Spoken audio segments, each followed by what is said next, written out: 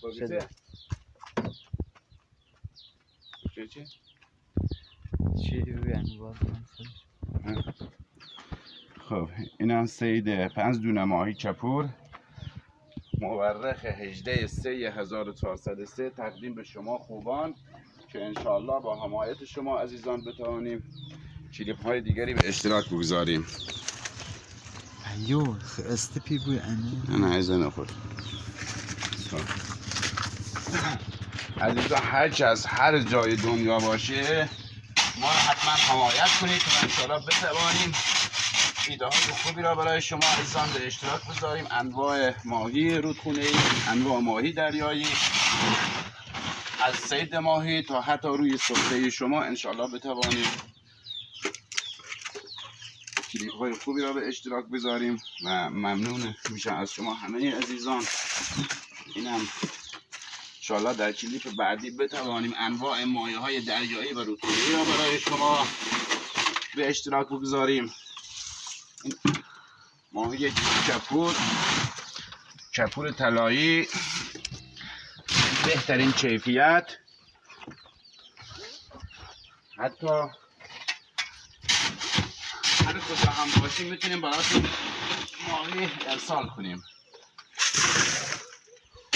امروز مشتری داریم از استان اصفهان.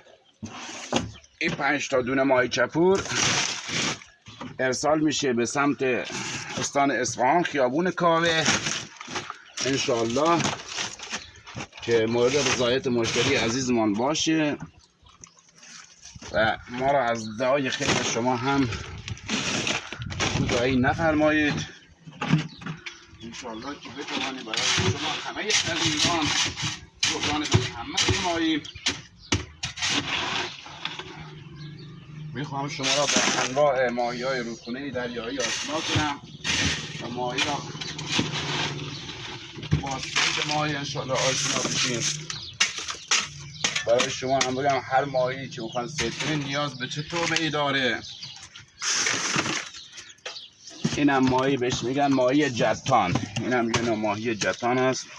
اینم ماهی اردک ماهی بهش میگن، اینو بهش میگن ماهی شبوت، شیربوت، اینو ماهی بهش میگن زردپر.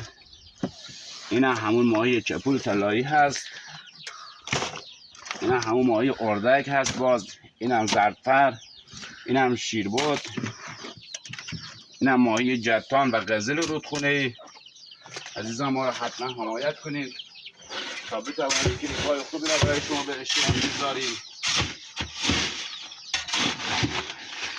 اینم ماشین من که این